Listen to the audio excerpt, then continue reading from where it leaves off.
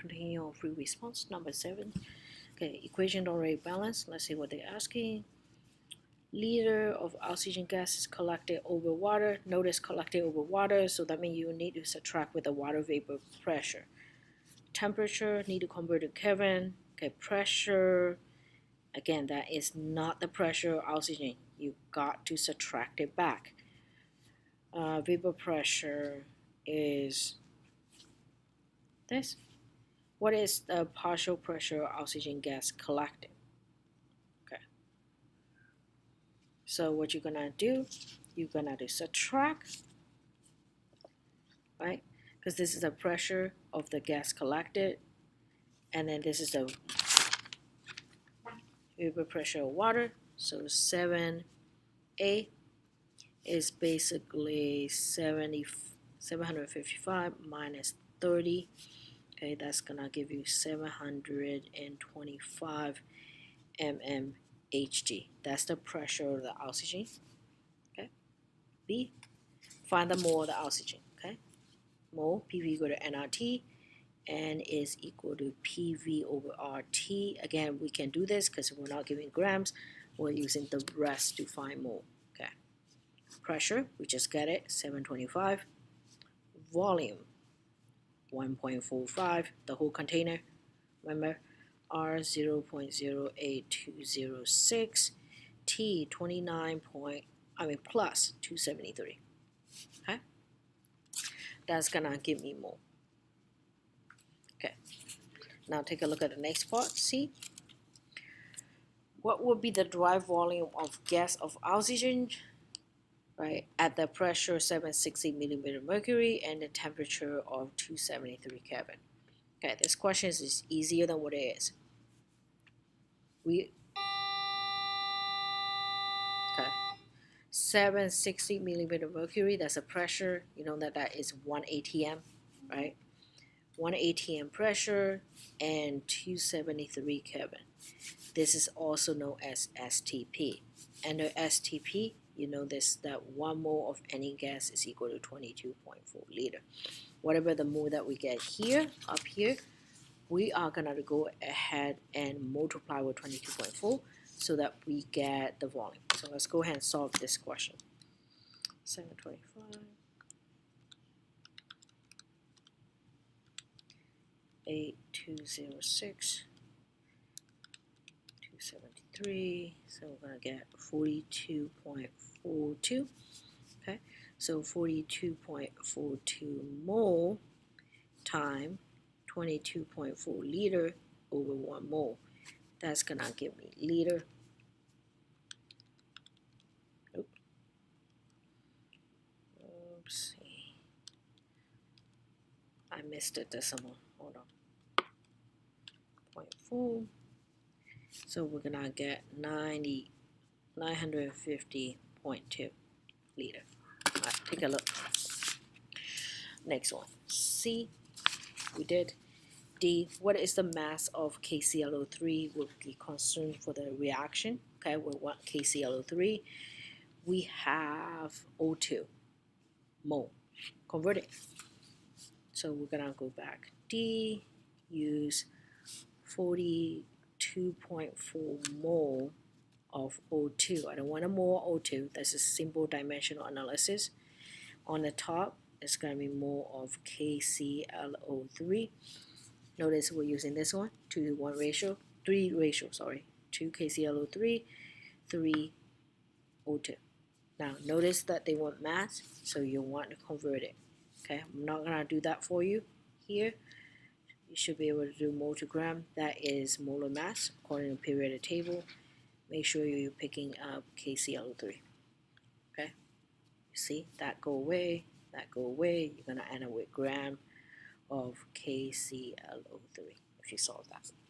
Okay, let's look at 8. 8 is actually not calculation, just looking at it. I'm gonna verbally go over this. Equal molar quantity of 2 gases, that means they have the same mole per liter, right? O2 and H2O are confined in closed vessels at a constant temperature. Okay, T is the same. Which one has a greater partial pressure? partial pressure has to do with pressure of each one divided by pressure total. Also, another way of saying is also mole fraction. Mole each one divided by mole total. Since they are equal molar, that means they have equal mole fraction. That means they have equal partial pressure. Okay, that's all you're saying. Equal mole fraction, equal partial pressure. Okay, which gas has a greater density? Density is mass over volume. Okay, since we're talking about them having the same volume, right, container, it has to do with whoever has a bigger mass, right? And so that means oxygen would be in greater density. Which one is going to be greater concentration? Again, you have the same amount of gas molecule in the same chamber, equal molar, it's going to be equal. Okay. Greater average kinetic energy. Remember, every time you see kinetic energy in gas, you're thinking about temperature. Same temperature, same kinetic energy. Okay, which one's going to deviate from ideal gas? You should know that one. We talk about it. Water. H2O, because it is polar, has a slightly negative charge to oxygen and slightly positive charge hydrogen. So this is gonna has a intermolecular force, like attraction between molecules. Whether oxygen is non-polar diatomic element, it is not gonna be attracted to each other. Even if so, it should be a lot less than H2O attraction to each other. So therefore, H2O is gonna be greater deviation. That means breaking the law, right, of the ideal gas law, ideal gas behavior. Okay. All right. Let's look at 9. 3 different gases. They're all greenhouse gases because they absorb radiation in the atmosphere. As such, they're interesting to many research. Okay, basically the sentence same thing as not reading. We're just talking about these 3 gases. Okay, of these 3 gases, which one deviate from ideal gas? Again, you're looking for who is bigger, who is has more charge, right? That's what we're talking about. Okay, compare between carbon dioxide and water, you'll see that water is much more than carbon dioxide. All right, SF6, we haven't talked about that yet, so I probably won't make you guys compare between SF6 and water because you haven't learned the structure of SF6. So yeah. B, if all 3 ideal gas are held at the constant temperature, temperature, without even reading the rest, I know what they're gonna ask. They're gonna either ask for kinetic or they're gonna ask for speed. So let's look. Which gas would have higher molecular speed? So they want speed. Okay, constant temperature meaning constant energy, kinetic energy, but that means whoever heavier is gonna move slower. Okay, find out the molar mass. Who is heavier? That's gonna be slowest, probably SF6. The container with an equal amount of H2O and CO2. Okay, and the pressure are measured. Okay, assuming ideal gas behavior is F6 were then added, such that final pressure was 4 times before its addition. The final mole of F6 is how many times that of H2O? Interesting question. Remember how we said partial pressure is the same thing at mole fraction? Okay, that's the concept that we're gonna be using. So let's see. As F6 is added, the final pressure is 4 times or before its addition. So that means PF is 4 times PI. Okay.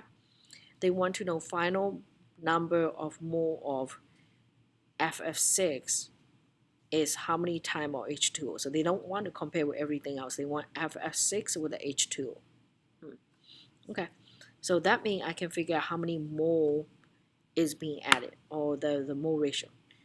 Used to be equal amount of H2O and then CO2 because these are all X and X, right? So the mole fraction, if you're thinking about between these two, that would be half. Okay. Now, if you now think about mole fraction now, it's no longer half because if you look at it, right, it is now 4 times of the initial amount. That means if you were thinking about these each make half ATM, like 0.5 ATM each, right? Because they make 1. the final is 4 times, so that means 4 atm. Okay, so that means you can tell how much different between SF6 and H2O. FF6 is 4 times of combination. So that means FF6 is 8 times of each one. Okay, so that is 8 times.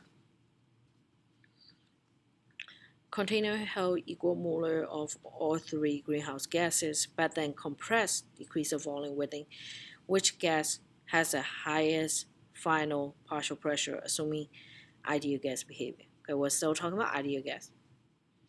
In this case, we're looking for partial pressure. Remember, partial pressure has to do with mole fraction. If you look again, equal molar. That means same mole fraction. Should be same partial pressure because we're assuming ideal gas. Okay. If you're not assuming ideal gas, then we have different answer for that one. Okay. Gas molecule exert pressure through collision with the wall of the container. Again, that's true statement. We know that. If a container is filled with equal amount of each of the greenhouse gases, which gas undergo fewest collision with the wall of the container per unit time? Okay, that has to do with the pressure. So we're saying that collision, right? So collision is the pressure, like they said. So they are just basically saying which one is gonna make the least pressure. In this case, you notice that we talk about as saying they all has the same partial pressure or same pressure. So that means they all should be colliding at the same amount.